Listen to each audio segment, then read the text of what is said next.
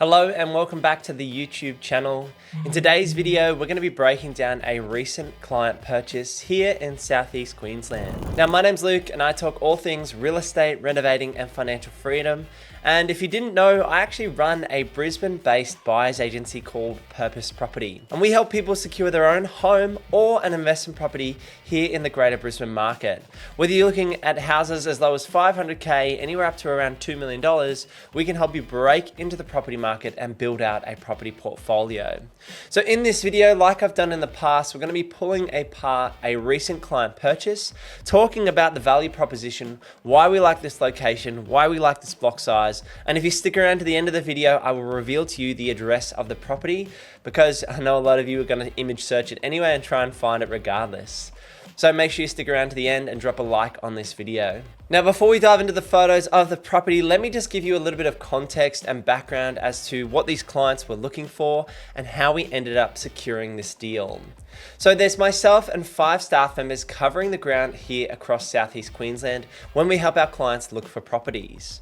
Now, these clients were looking for a property potentially with a bigger block size because they wanted to add a granny flat down the track to boost their cash flow towards the end of their portfolio when they were moving into the consolidation phase. But at this current point in time, our clients were looking to expand the portfolio. They're looking to add assets with good underlying land value with the ability to still do the granny flat and maybe have some value add potential depending on the deal. Now, we actually looked at several properties. Our average buying time frame for clients is around that 6 to 7 weeks, and we actually had a deal for these clients. What ended up happening is we secured an initial property under contract at around the 5 or 6 week mark, but after we had the building and pest inspection, we found significant termite damage in the roof. And this is why myself and the team personally attend those building and pest inspections.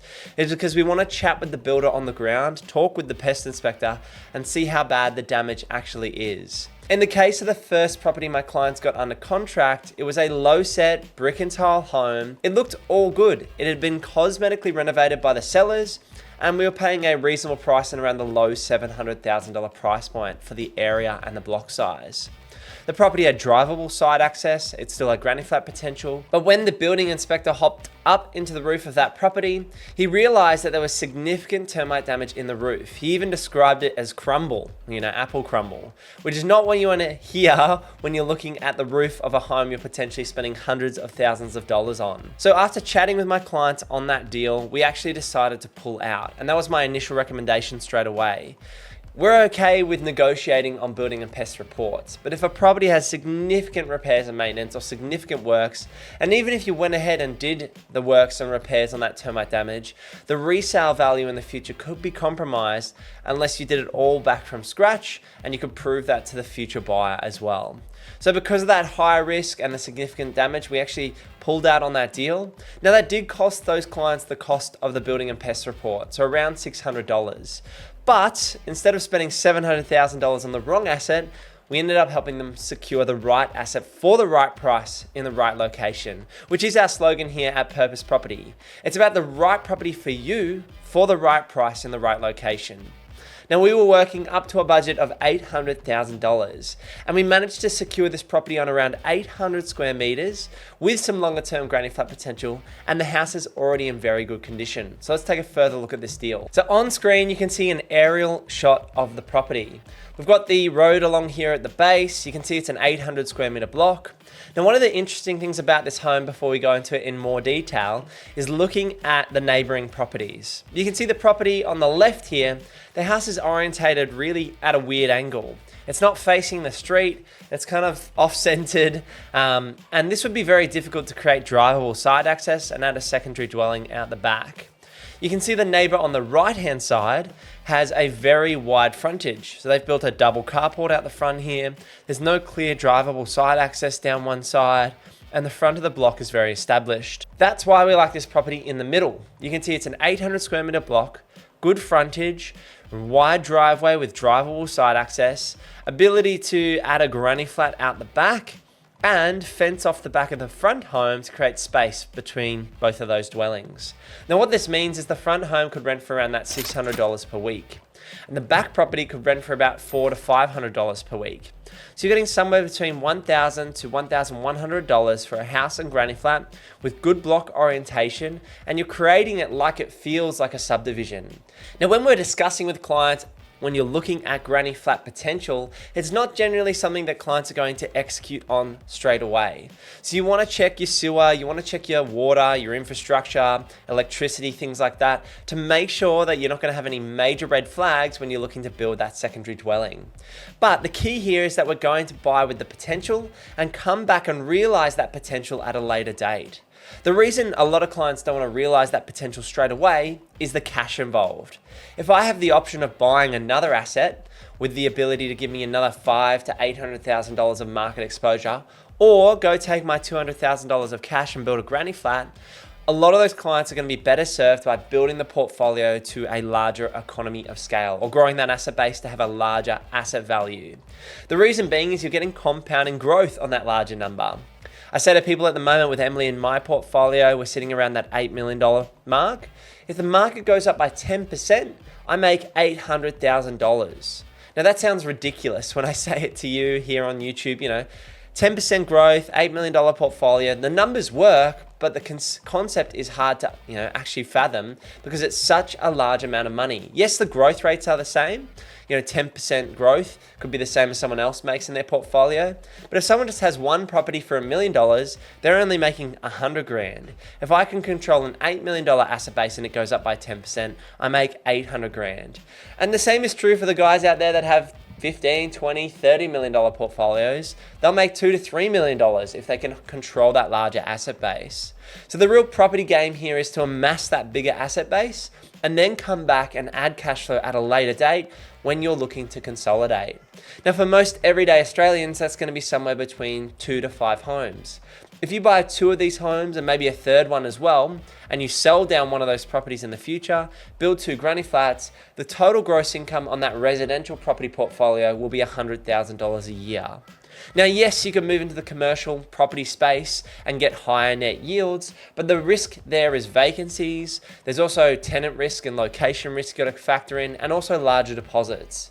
So if you want to stick to the safe and secure residential investing route, then building secondary dwellings can be a great option to give you more cash flow while still giving you the security of a residential property portfolio. It's not going to light up the world overnight in terms of your cash flows. You're not going to buy an asset like this we're looking at today and sail off into the sunset and retire the next day. It's a long-term play, 5, 10, 15 years, come back and add those granny flats and then live off the cash flow at that point. So let's take a deeper dive into the photos of this property. So this gives you a view of the frontage of the home. You can see it's a low set brick and tile home. It does have that drivable side access, which currently has a roller door there and a covered patio or carport space. But this could be changed down the track where you could have a carport out the front for the main front house and then create that driveway down the side for the granny flat. We really like these homes with their low set brick and tile. It's one of those things that it's lower maintenance, very easy to get handymen out, guys to look at your roof, gutters checked, all those things. 2-story, 3-story homes can be a lot more work in terms of cost, in terms of maintenance. So just keep that in mind with low set versus high set homes. It does depend on the property. This is a shot from the back of the home showing you the current shed in place in the backyard. This is where the old above ground swimming pool used to be if you look at some of the older photos of the home. And really large yard space here to add that granny flat. Now on an 800 square meter block, you'd be able to add a 60 square meter granny flat, which like I said earlier would rent for around that $450 to $500 per week. And what that means is you're probably getting a 10 to 12% return at least on your money in terms of the cost of building the granny flat. The cost to actually construct it could be somewhere between say $180,000 to $250,000 depending on what spec of granny flat you decided to build. You can see the home here is in good condition. So it's got new clipped together flooring, it's been repainted, it's got modern ceiling fans, updated blinds. The kitchen's not itself very new. It's kind of very 2000s-y in terms of its perspective. There's a separation joint here in the ceiling to help with heat heat and cooling to avoid cracking in the ceiling panels. Again, the kitchen's more than serviceable. It's got a new cooktop, an oven, dishwasher.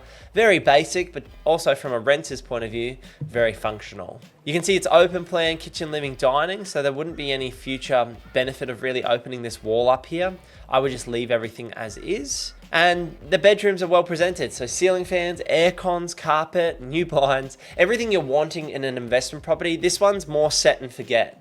So with our clients on this deal, it was more, we looked at other deals which are a little bit more work, but the clients were very happy to pay a little bit of a premium for a deal that was already renovated. And that's the truth. If you're looking at a property that's already done up, you're gonna have to pay a premium compared to the renovated style properties that I would typically buy. A lot of clients don't buy exactly what I would buy. It's about buying the right property for you. And this bathroom's a good example of that. Bathrooms can be very expensive. They're probably my least favorite area to work on because you have so many trades involved. Waterproofer, tiler, plumber, electrician, plasterer, painter. You can end up with 5 to 7 trades working on a bathroom. So if you can get something like this, where the bathroom looks fantastic, you've got the new tub there, floor to ceiling tiles, new rails, new shower glass, then that's going to give you peace of mind if you're an investor looking for something more set and forget. Just gives you another shot of that new vanity and mirrors in place. Shot of more of the bedrooms. Again, the carpet's fine. Ceiling fans, blinds, everything you need from a renter's point of view. And this room's got some cool wallpaper, which again is neither here nor there in terms of the value of the home. They've also renovated the laundry as part of renovating the bathroom, so that's great. They've got a stack of washer dryer space there. Again, very basic cabinetry and tiled floors. And then this is a view of the back patio. So down the track, you could fence along the back retaining wall here, still giving the main house very reasonable size yard and parking out the front, and its own patio as well, and then creating a driveway down that right hand side where that shed is to turn that space into a granny flat area. This would make it feel like it's been subdivided without actually subdividing. They've also done a nice little fire pit here, which is great for the time being while the clients rent this property out for the next 2, 3, 4, 5 years before they execute on the bigger strategy. And then that's that space down the right hand side. You can see as well, which is a plus, that there's no windows down that drivable side. And that's something else we look for, is if there are windows down that side, making sure that there's cover panels or screens up to avoid there being any issues with cars driving down the side of the property. Now, we've revealed the address. So this is located at 23 Bushland Drive in Regent's Park. Now, Regent's Park is located roughly, let me give you an actual number. Now, Regent's Park is located 27 kilometers southwest of Brisbane City. It's in a cluster of suburbs, Boronia Heights, Hillcrest, Regent's Park, Heritage Park, which have been growing and gentrifying over the last few months and years. What we see north of Regent's Park is some very expensive suburbs. On screen here, you can see Regent's Park and Heritage Park next to each other, which are the higher price point suburbs in this location. Hillcrest and Boronia Heights here as well. Now, surrounding that area, you've got Callanvale, Parkinson, Forestdale, which are all more expensive suburbs, closer to the $1 million price point. Now, to reveal to you the price of this property, we picked up this home for $770,000. We priced the deal around that $730,000 to $800,000, and the clients were willing to pay that little bit of a premium because of the condition of the home and because of the block size. We'd actually bought from this agent in the past, and we built a relationship with this agency to, again, create win-win situations for both buyers and sellers. It did mean that we did have to negotiate and put in our best offer, but we offered where we saw value on this deal, in particular for these clients. For $770,000, our clients purchased a 3-bedroom, 1-bath home on 800 square meters with that granny flat potential, and the home also being significantly renovated for them from the get-go.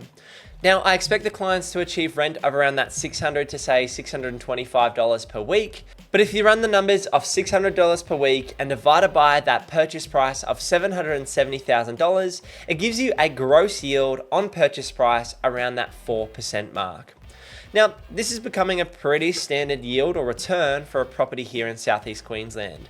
The reason this isn't closer to 4.5% is because we've bought an extra 200 square metres of land compared to the average home in these types of areas. Most of the homes in Regent's Park, for example, would be on 6 to 650 square metres. But picking up the extra 150 to 200 square metres of land, you don't generally get a return on the yield. So you're buying that land, you're paying a bit of a premium for that land, but you're not getting a rental return because you've bought the extra 200 square meters of backyard. So if this was a more standard size block around the 600 square meter mark, the clients probably would have been able to purchase the property closer to the 700K price point.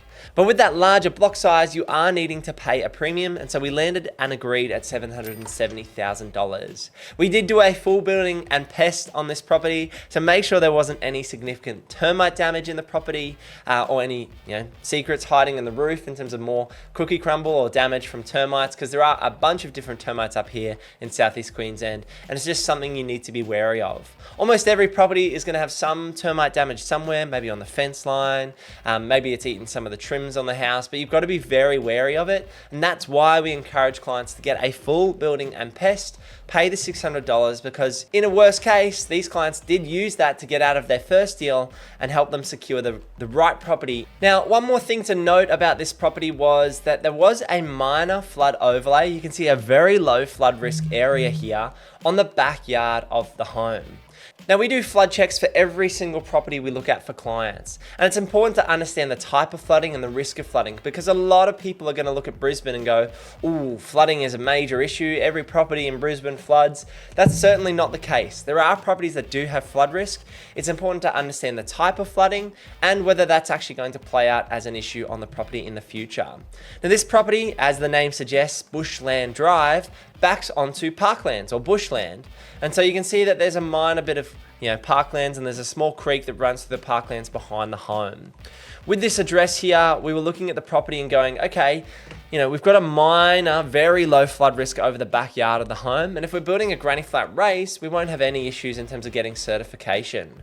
Now, most clients, almost 90% of clients would buy with no flood overlay, but 10% of deals would be like this, where we take a common sense approach. We look at that, it's backing onto parklands.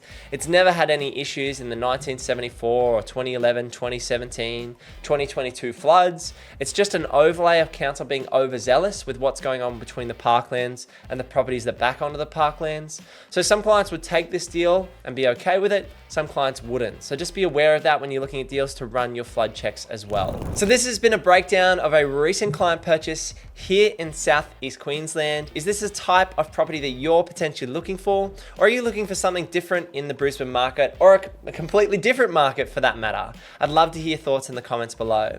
If you want to see a playlist of recent client deals, you can click that playlist over here and head over to purposeproperty.com.au to book in a free chat with myself, and we can sit down and talk about your situation, talk about how we can help you secure a property here in the Brisbane market in the next 3 to 6 months. Thanks for sticking around. I'll see you in the next one. Peace.